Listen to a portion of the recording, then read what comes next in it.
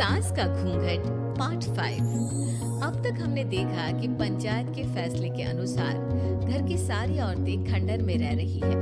अब देविका के सामने सबसे बड़ी चुनौती ये है कि घर की औरतों को आत्मनिर्भर कैसे बनाया जाए। देविका ये सब सोच ही रही थी कि तभी उसकी नजर मिट्टी के बर्तनों पर गई। अरे, ये इतने सुंदर सुंदर मिट्टी के बर्तन किसने बनाए हैं? ये बर्तन तो माँ जी और चाची जी ने बनाए हैं।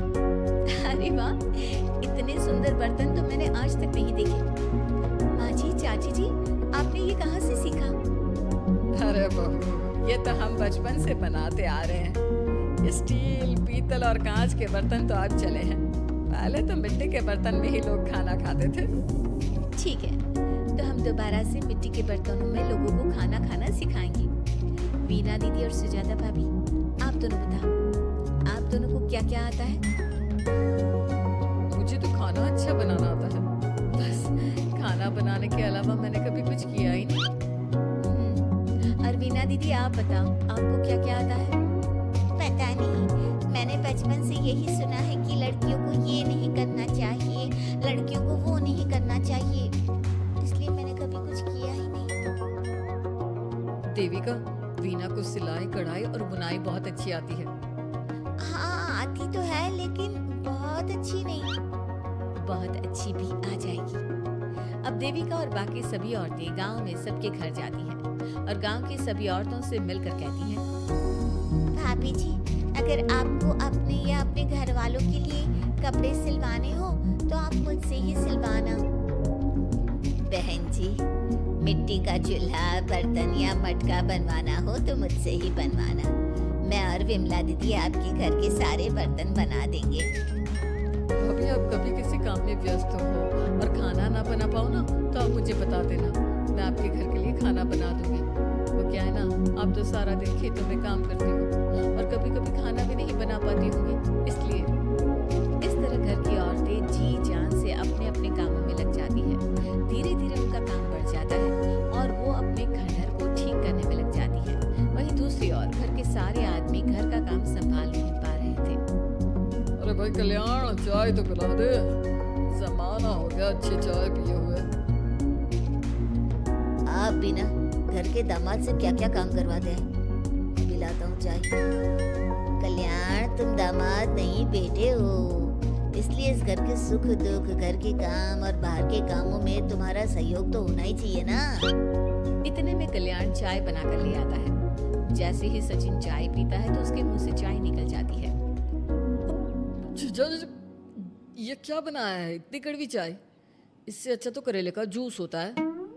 देख सचिन भाई, मैं तो ऐसी ही चाय बनाता हूँ, पीनी है तो पी, नहीं पीनी है तो अपने आप बना ले।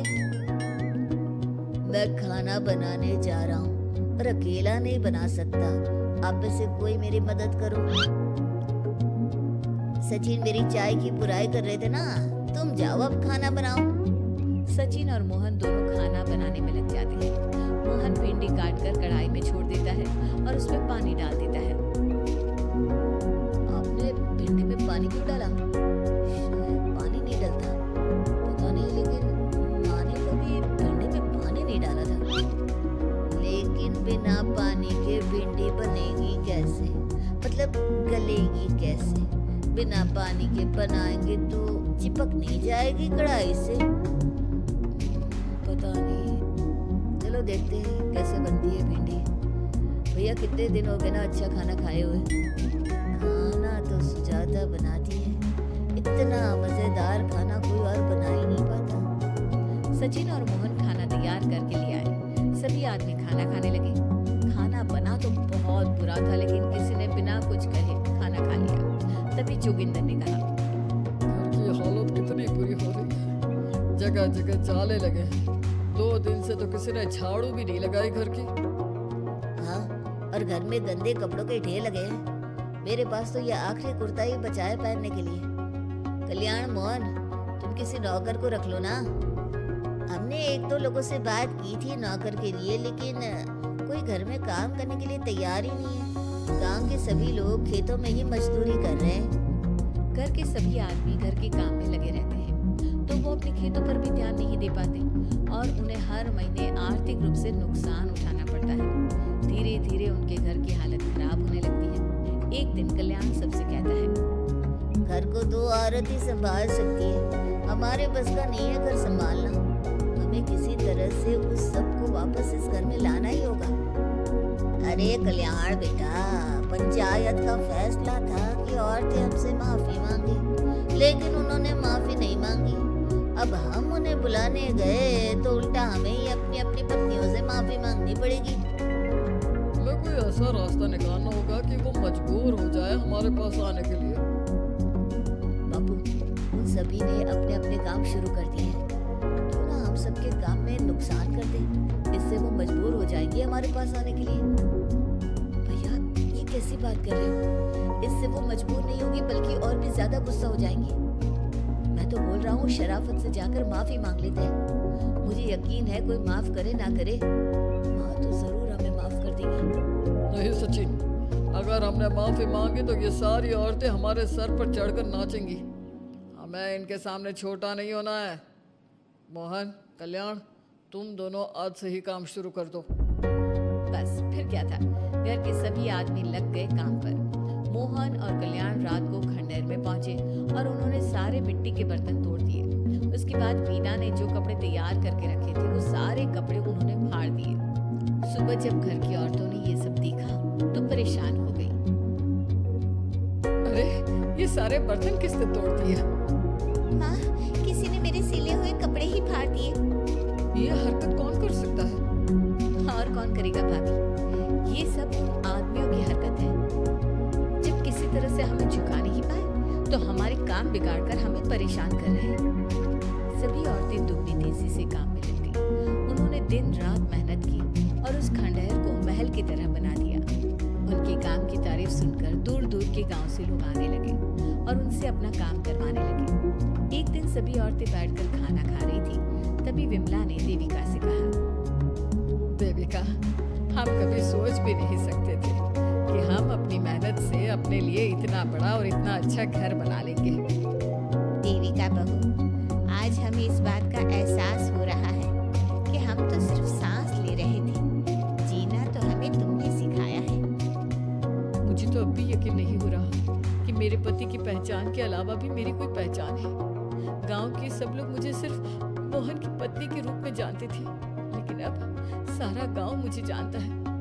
देविका, मैं कुछ ही दिन में इस गांव में एक अच्छा सा होटल खोलूंगी और मैं एक बुटीक खोलूंगी। मैं यहाँ गांव की लड़कियों के लिए एक स्कूल खोलना चाहती हूँ। यही मेरा सपना है। सभी औरतें खाना खाकर सो जाती हैं। रात बहुत ज्यादा हो गई है, लेकिन देविका को नींद नहीं आ रही थी। तभी उसे किसी के कदमों की आवाज सुनाई दी। पहले तो देविका थोड़ी डर गई, लेकिन उसने हिम्मत करके उठकर देखा तो उसके सामने सचिन खड़ा था। सचिन, तुम यहाँ क्या कर रहे हो? कहीं तुम मेरा कोई नुकसान तो करने नहीं आए? मेरे पास तो किताबों के अलावा कुछ नहीं है। फाड़ना चाहो तो फाड़ सकती हूँ। देविका, मैं तुम्हारा कोई नुकसान करने नहीं आया हूँ, बस तुमसे माफी मांगने आया हूँ। क्या? रात के अंधेरे में चोरों की तरह तुम मुझसे माफी मांगने आए हो?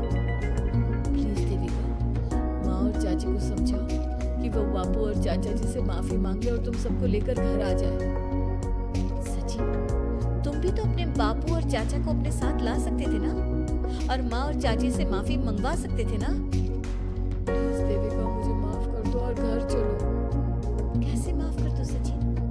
तुमने मुझे मरने के लिए छोड़ दिया। अगर माँ और चाची हिम्मत करके मुझे अस्पताल ना ले जाती तो आज मैं और मेरा बच्चा जिंदा ना होते। ना तुम मुझे अस्पताल में देखने आए और ना ही अस्पताल से आने के बाद मेरा हाल चाल पूछा। मुझे तो छोड़ो, तुमने अपने बच्चे का चेहरा तक नहीं देखा और तुम मुझसे उम्मीद कर रहे हो कि मैं तुम्हें माफ कर दूं? कभी नहीं सचिन। देखो देविका, हम सबको बहुत नुकसान हो रहा है। घर के काम की वजह से हम बाहर के काम पर ध्यान नहीं दे पा रहे। घर और जिंदगी दोनों अस्त व्यस्त है। वो इसलिए कि तुम सब आदमी संगठित नहीं हो। अपना दिमाग और ऊर्जा हमें परेशान करने में लगा रहे हो, और हम औरतें संगठित हैं। हम अपना दिमाग और ऊर्जा अपनी प्रगति में लगा रहे हैं। इसलिए हमने खंडहर को भी महल की तरह कर दिया और तुम्हारी हवेली खंडर की तरह लगती है।